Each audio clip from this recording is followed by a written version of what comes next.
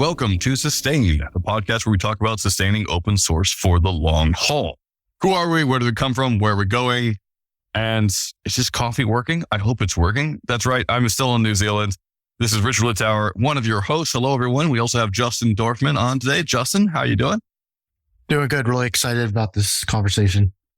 I'm also really excited. This is super cool. We are here today for a special podcast. I'm pretty sure this is going to have to go out before next Friday, so this will be a bit early of a podcast. We wanted to make sure that you were able to listen because on the line today, we have Naytri Sramek. Naytri Sramek is the Senior Director of Strategy at GitHub, very small organization. You may have heard about it, probably runs most of the world's open source code. Naytri, how are you doing today? Great. Thanks for having me on. Thank you for coming on. I'm really excited. So we've had people on before from GitHub, but today we really wanted to talk about a couple of things that you've been launching and working on recently.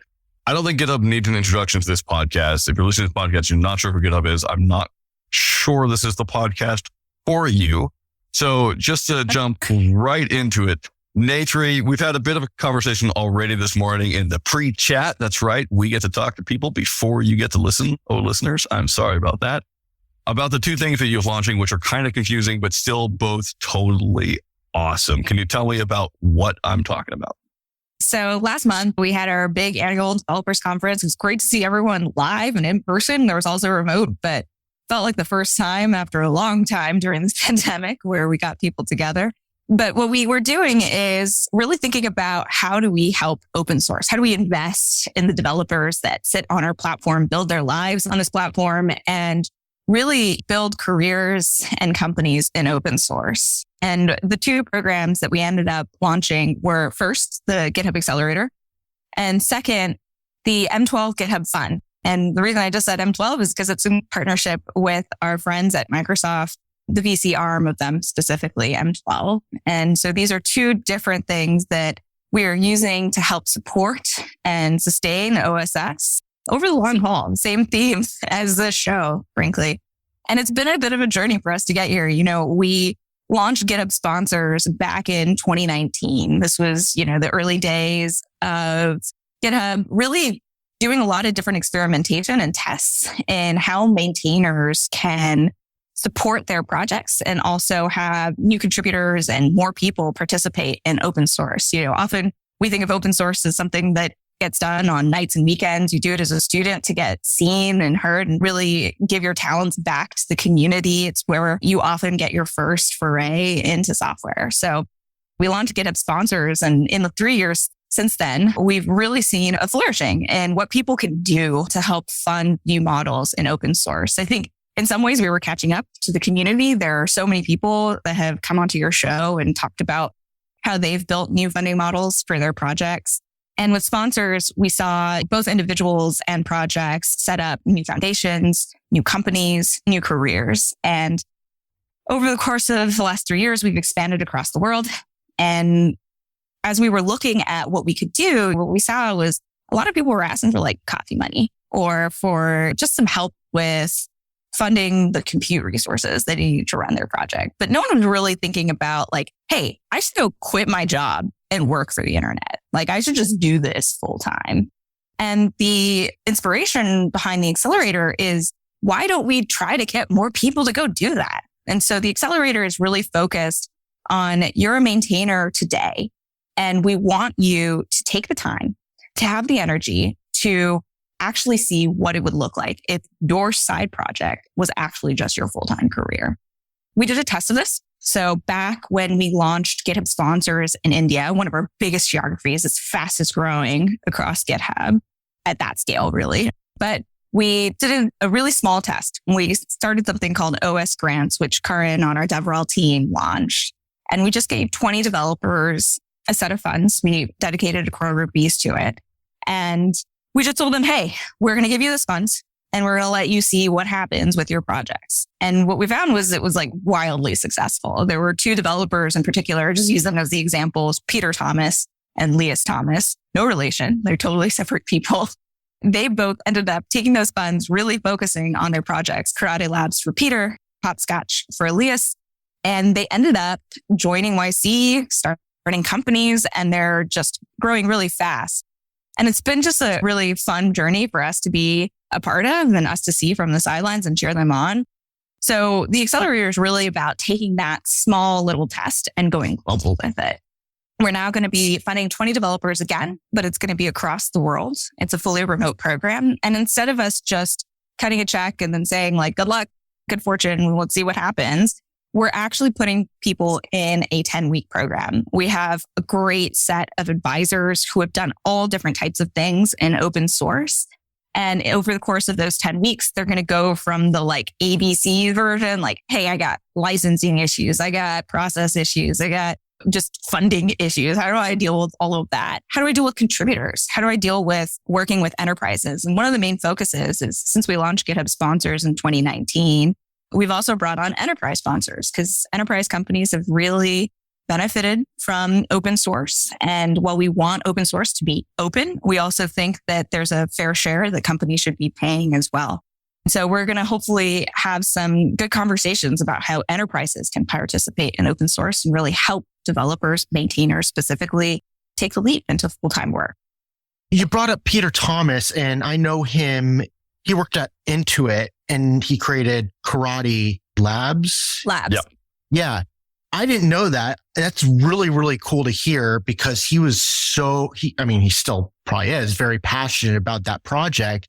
Speaking of enterprises, since he was working for Intuit, is Intuit involved in this venture or is it more just other enterprises that are coming in besides, I'm not talking about just Microsoft and Intuit, just like others? It's others. I would have to go back to the list and see if Intuit is one of the customers that are participating in the sponsors for companies. But some examples here, Wolfgang Garrig, who runs the open source program office at Mercedes Daimler, as well as Dwayne O'Brien, who is one of the advisors to the Accelerator at Indeed. They both are thinking about how to do this in a much more programmatic way. I think for enterprises, open source kind of came in the back door and then there was a bunch of efforts around like, well, how do we understand this thing? And how do we license it properly? And we did all this other stuff. And now there's this new wave at companies where they're saying, no, like this is awesome. We want to work with these projects. We just don't know how to navigate it. We don't know who to talk to first. We don't know how the relationships should work. And, in the early days of any market, this is how it works. Everyone's just one-to-one relationships. I think the thing that a lot of people understand about open source is some of the best projects, some of the biggest projects, you can see this in the Octoburst report for GitHub, are actually company backed. So you have things like Flutter and VS Code and Next.js. These crisscross both big tech companies as well as startups. We're seeing this very new version of like you're growing with the community. So as the open source community is growing, you're also building the enterprise product. And then these things sort of symbiotically support one another. So to answer your question in sort of a very broad way, one of the things that we're looking at is how do enterprises participate and give back? And we're trying to lead by example here. So the first thing that we actually did over the summer, Ashley Wolf and team from the OSPO program at GitHub actually did a full dependency look. We looked down at all of the dependencies that make GitHub platform work. It was about 800 developers who sat in countries that GitHub sponsors worked in. And we sponsored them. We just dedicated $500,000 and we said, hey, we depend on your software. We want this to be sustainable. We want this to be supported. We don't want it to be abandonware. And so we want to do this. And by us doing this, we're also telling all of our customers, this is the way it should work. You don't have to just buy enterprise software. You can also have a clear budget, a clear indication of how you're supporting open source. And so that's one of the ways that we've really looked at it as well. I'm really curious about that because you're talking about enterprise and you're talking about giving back. And then you have a narrative that you're talking about with, well, this is how we're giving back and we're trying to help developers out. But then there's a difference between helping developers out with growing their own projects and having enterprise investment in their dependencies.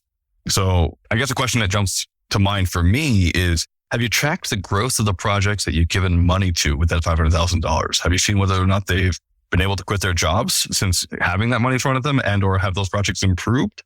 I'm really curious about that. I want to make a point, just a slight clarification. I think these are two sides of the same coin. Because a lot of developers, they throw out a side project and then all of a sudden, like they wake up overnight and they've put thousands and then millions of people are using that project. And they're like, well, I just built this to scratch my own it, but this is kind of cool and awesome.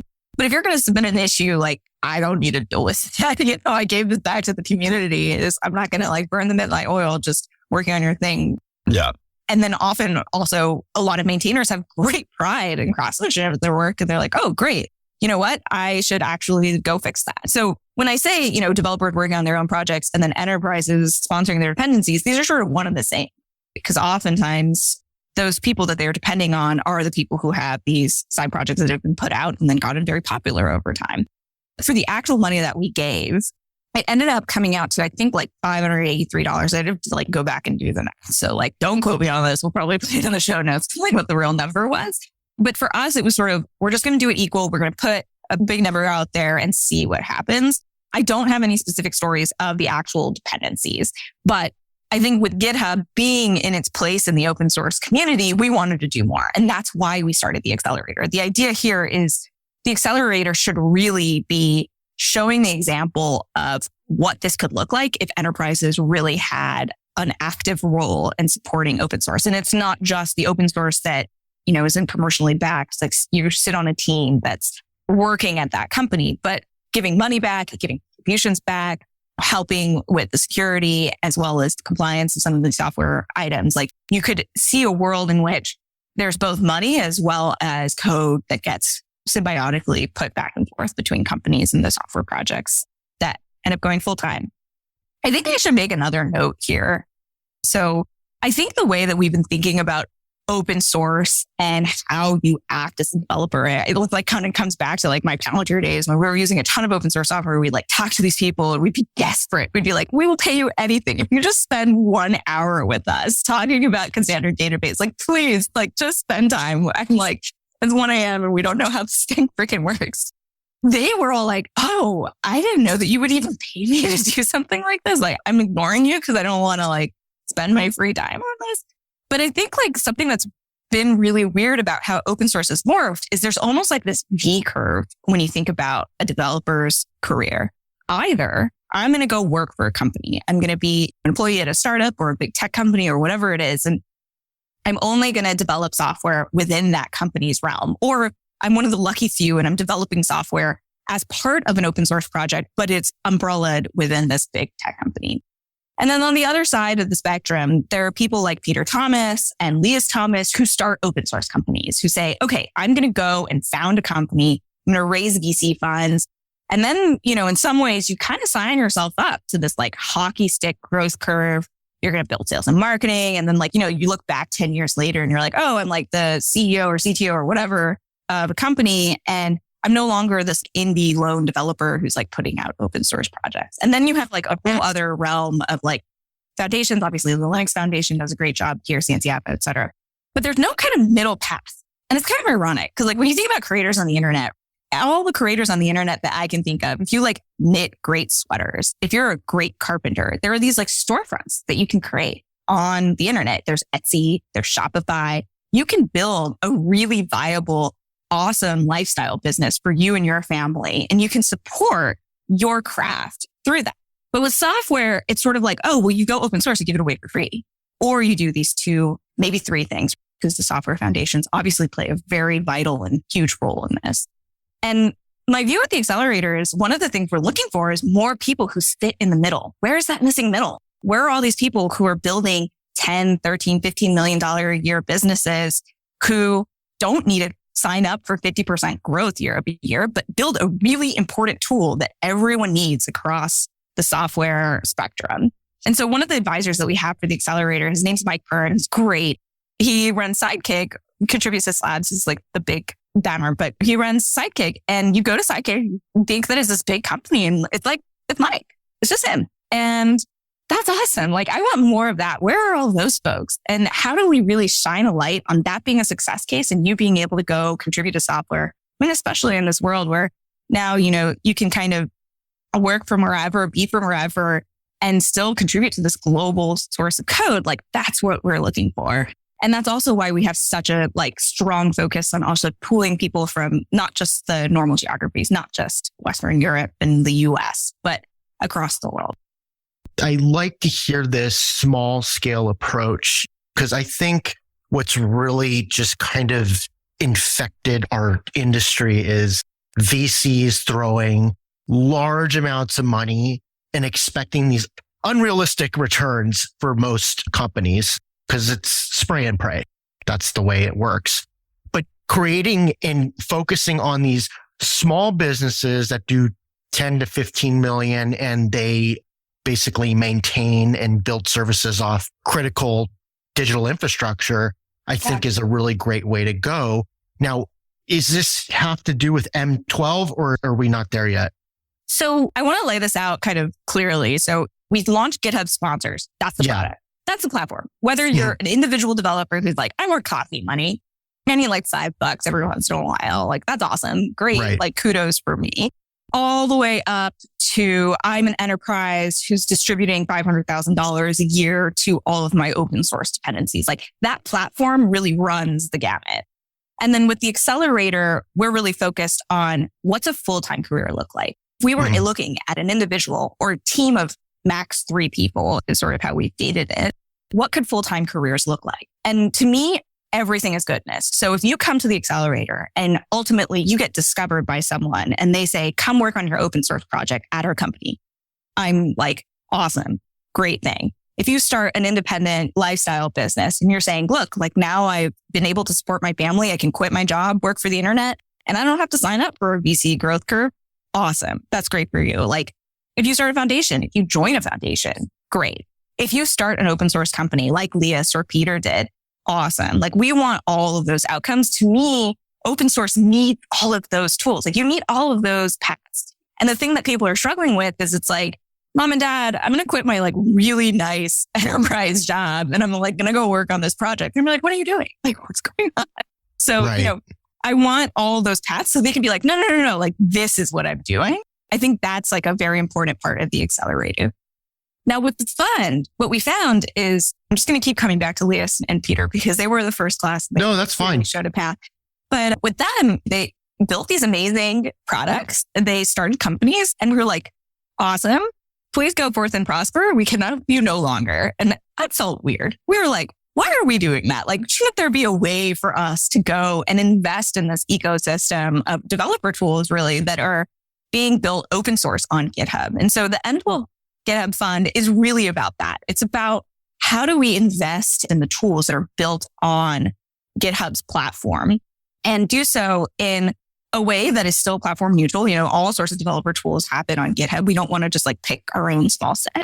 And then really shine a light on the fact that many more open source companies are being founded in this way. And I think GitHub as a partner, you know, we've done 2 investments, one of which is public, Code C.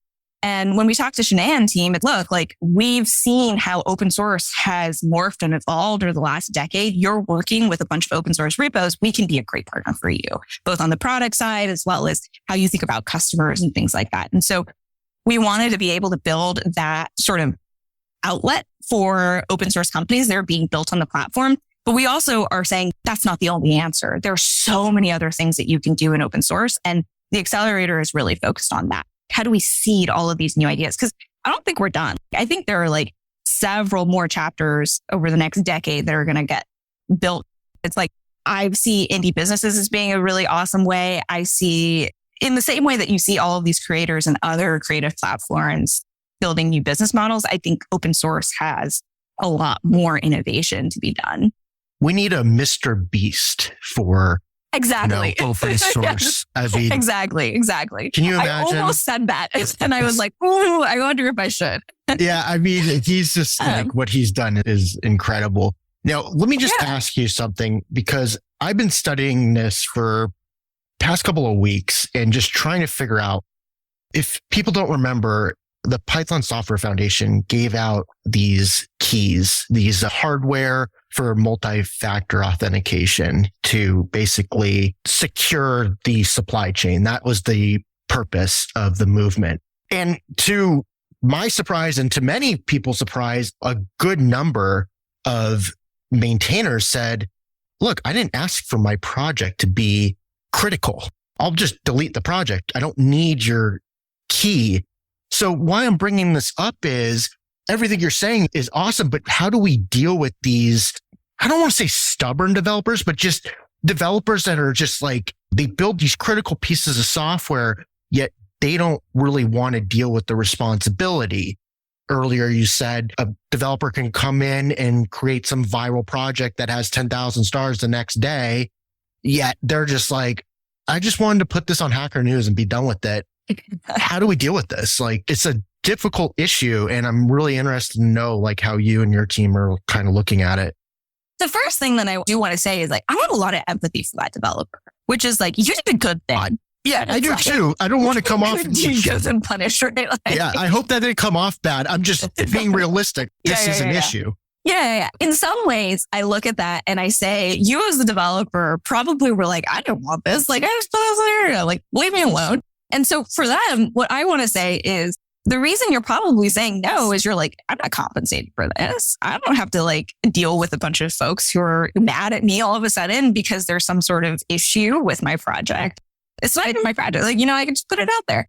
And so I think part of this is giving them the choice and the option to actually do funded work for their project. I think that's a really important piece of the puzzle. And that's why I think having enterprises participate in the ecosystem where you're saying, hey, I depend on your project and I make millions of dollars a year off of my software. Like maybe I should also support the software that makes my software work. I'm not saying that you have to give everything. I'm not saying you're going to have to give like X%. I'm just saying there should be a recognition and a contribution back. And then I think the second way that we approach this is sort of going back to my earlier point. You should have a very clear picture of what career paths in open source look like. I think often the way it's happening now is like, well, you go into open source, you get discovered, and then you like come back into these other things. Or maybe you're like one of the lucky few who work for a foundation or for a big tech company that can actually just support the project, will scale. And I think having funded work, especially when it's mission critical or in the critical path, like you were talking about, as well as having very clear pictures of what your career could look like. I think those are two really big things. I mean, we've kind of broken the model the last decade, right? Like I remember, I still talk to like my cousins and parents about this. I'm like, oh yeah, like, I quit my job and I will work for the startup. And like, what are you talking about? It's a super secure job. Why did you do that? But now today they're like, oh yeah, like I've heard of this. Like I know what this means. I think we're also in it. I've lived my whole career and life in open source. I sort of forget that a lot of people don't know what this thing is. But in the same way that like, going back to that old example, like in the same way that Etsy has made it really clear, like, oh yeah, like I have a business on Etsy and it's actually like clipping like a really healthy lifestyle for me. Like I think that could be the next wave. Hey, I love it. You know what this is about to be, and you have mentors, you have advisors, you have the infrastructure to do this right. So one of the things that I'm really curious about is you're still only funding 20 people at the moment. So this is a small program. The Accelerator is there, but the Accelerator, it does not exist for all of GitHub. And you made a 10-week course, which presumably will be very high contact, high touch. I really want to know how that works. What are the plans to roll this out beyond those 20 people? Will this be available to everyone in the future on GitHub or not? It's small by intention. I think something that we're extremely cognizant of is I have no business coming in and being like, I have the solution for all of you. Get on board. We don't want to do that. And so what we've really started to do is say, let's continue testing. Let's continue experimenting. 20, I think, is kind of that nice number where you can know 20 people and be like, let me rattle off 20 stories. Like I can like rattle off 20 examples. You can be very clear on so-and-so did this and then this happened and then this happened. So the reason we started so small is because I think you just need like one or two stories that you can tell your family, friends, whomever, boss. It's like, hey, I'm going to go do that thing. And then we can kind of explode it and really scale it in a much bigger way. By doing things small, we're able to get feedback quickly and really have like a high quality experience. Like to me, like quality of how people experience GitHub and how they're building their careers is so much more important than quantity. I don't want just a bunch of people getting $30 a month. I want 20 people making $200,000 a year. Like that would be pretty awesome. So I think the way we're really approaching this is we're going to open source it. Once you have that first class of 20 people, it should be like, so-and-so, she did this. Here's her sponsor's profile. Go fork it for yourself, change it around, and then test it out again. And so that should be open source. The course itself will be open source. I can make that promise with eyes wide open right now. We're not some like secret behind the gate, having all these advisors and people come out and do an awesome amount of content and then like not open source. That seems a bit silly. Like this is the way we should be doing things, learning in the open together. And so those are the two things that we're really looking at. But the reason we kept the program small to start is one, we want the stories to be really salient. And two, I think this enterprise component of the picture, we already have this event. Again, like if you go back to the Octopus report, like 50% of first time contributions happen with commercially backed projects today. That's like an astonishing number, which is like, wow, there are a bunch of new people in open source who are contributing to commercially backed software. They might not even know that it's commercially backed, frankly. Like, I don't know if everyone knows that like Littauer and Nextjade, like all these other companies have these open source projects. But where I was going with this is that's one model for companies to participate in open source by hiring these teams and having them on their actual payroll. Another way is for them to be funding individuals, funding indie developers. Going back to that Mr. Beast example that Justin, you were talking about, right? Like there's already a really clear path on how people do this in other industries.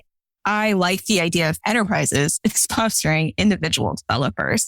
And right now, I think the relationship is just too murky. Do I pay you per hour? Do I pay you for an issue? That feels weird and nasty. Like, do I pay you for a feature? Do I pay you for a release?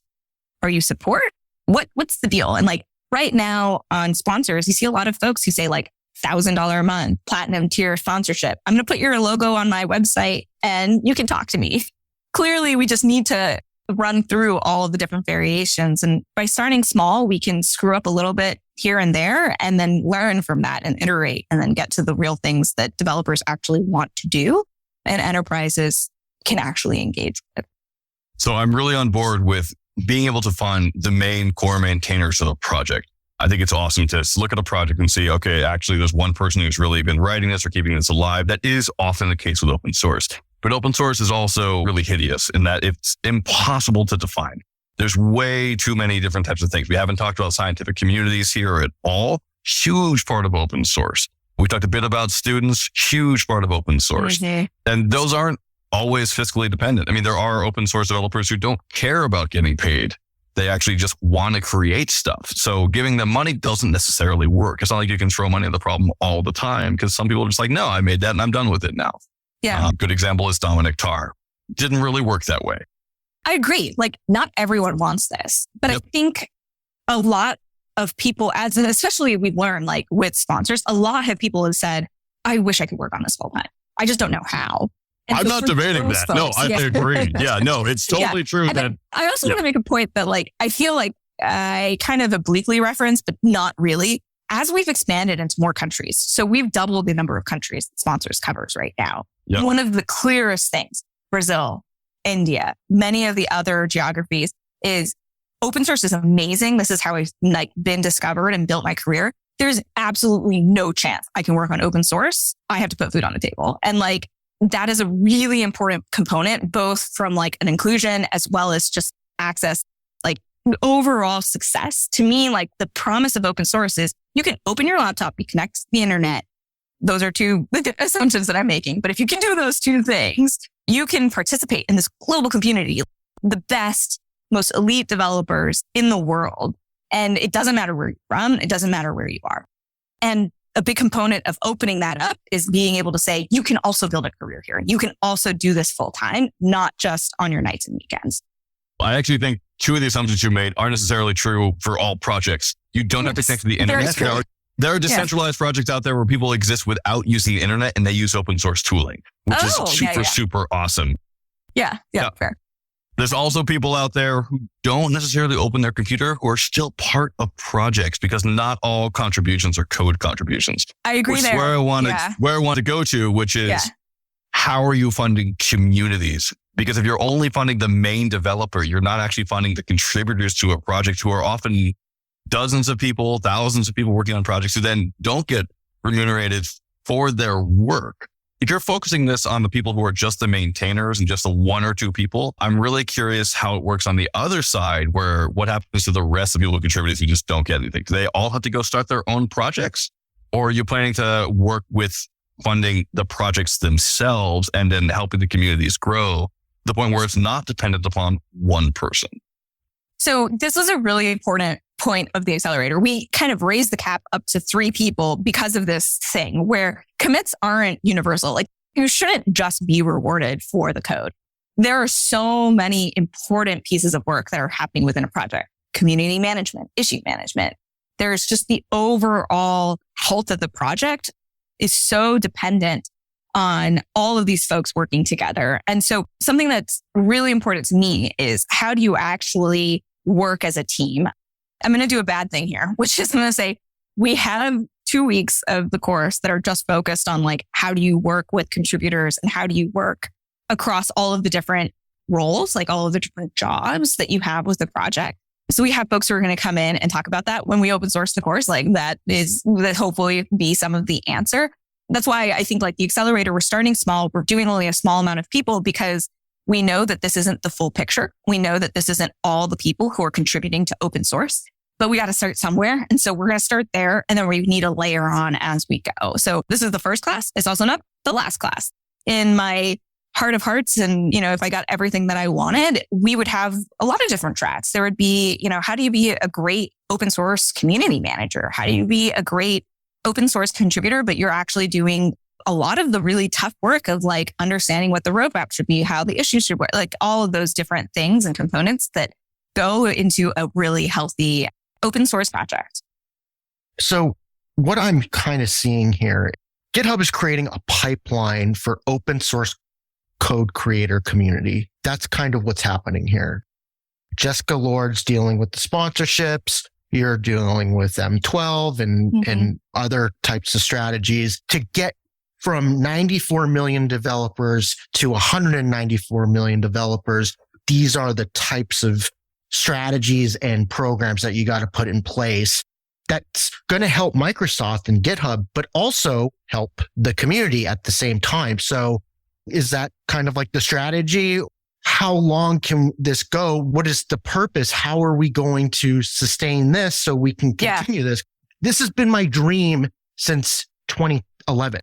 Having developers creating enough money where they don't have to have a full-time job, but they can create a good living. Because I know a lot of maintainers and open source developers that still live with their parents and they make like $30,000 a year, which is not enough to be able to live on their own. So this is passionate to me. So my question is not facetious, but how is this going to live on for years and years and get basically a cultural shift in thinking that, hey, if you're an open source code creator or community member, this is how you can make a really good living and not have to have a second job.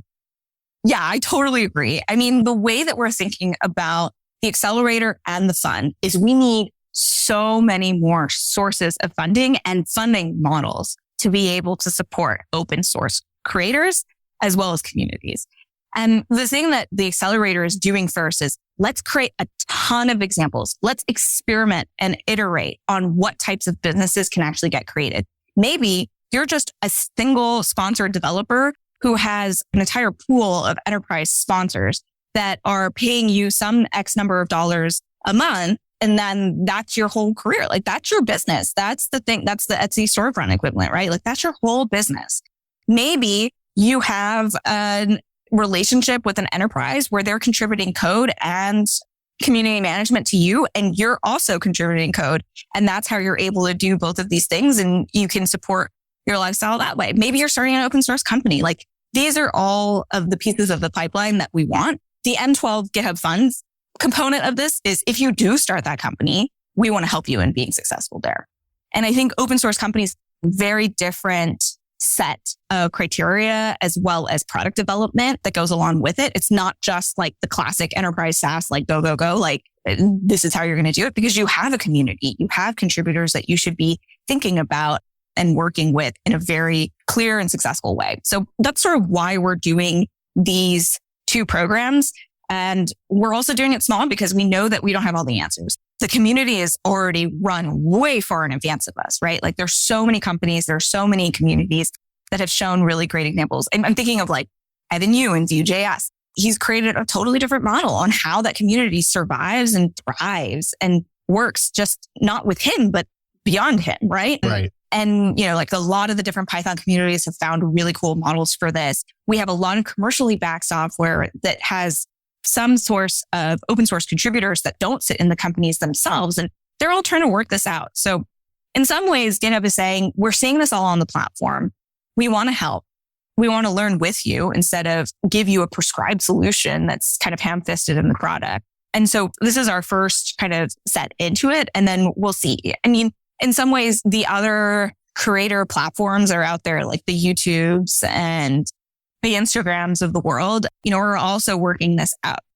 We really want to be a part of this and work with the community as well as our enterprise customers who are a huge component of the users of open source. So, and that's the other thing is like, we don't want to just be doing this as like a charitable thing. This isn't just something where, it feels good to like contribute to open source. Like, no, this is mission critical for your company. This is actually what could bring you down and you depend on it. So this isn't like something that we like throw crumbs off the table and hope some people catch it. It's that this should be a very strong symbiotic relationship.